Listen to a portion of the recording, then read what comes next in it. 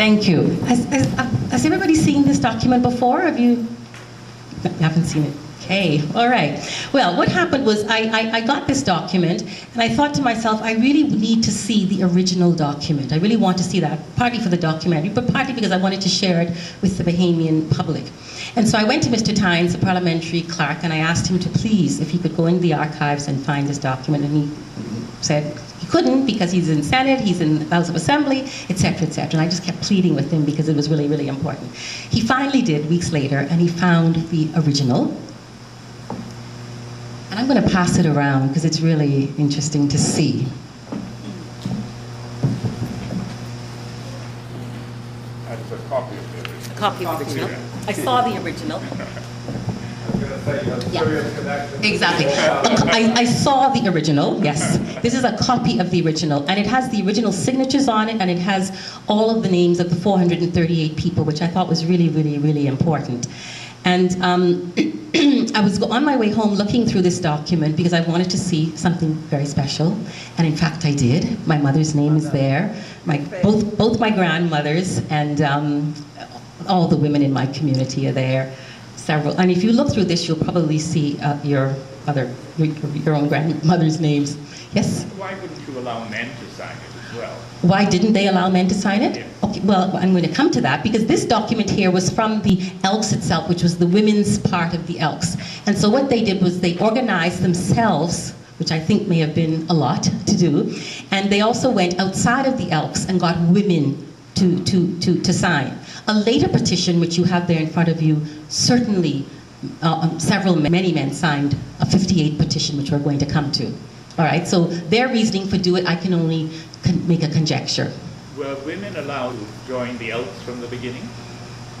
Or did they have to fight for representation in the Elks? In the Elks? As far as I'm aware, the Elks really, there's a fraternal side to it, and then there's a woman's side to it. And you certainly, the fraternal side to it was in charge. There's no doubt about it. And that you had to join the Elks through the men. I mean, you were invited through your husband to actually be a part of the Elks. So the women's Elks really is an attachment, in essence, to the fraternal part of the Elks. That's a part of how it evolved.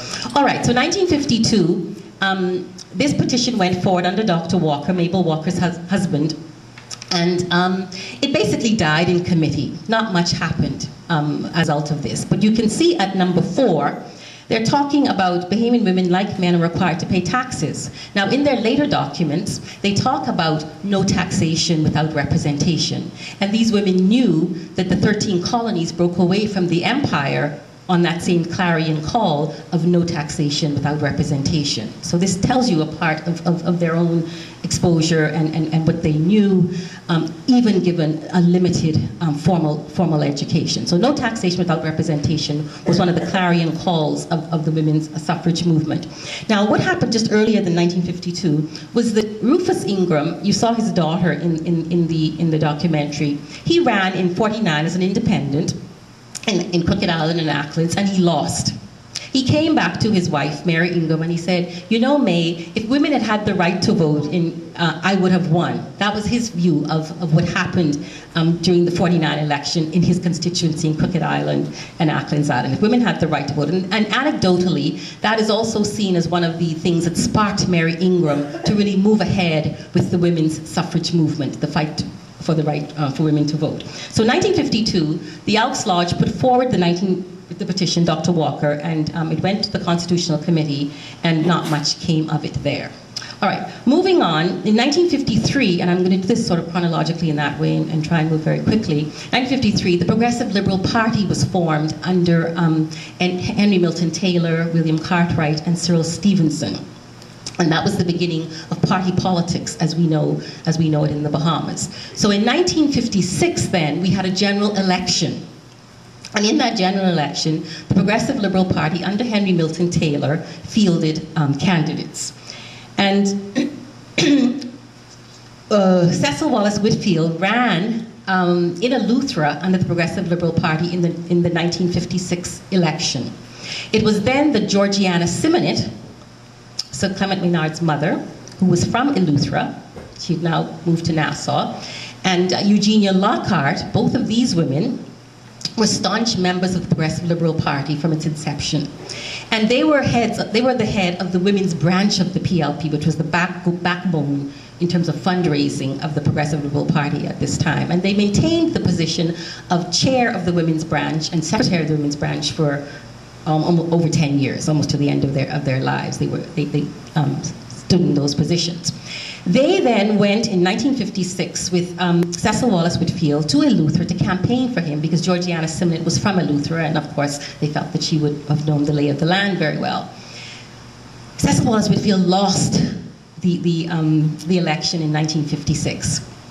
The story goes that these two women came back and they said, you know what?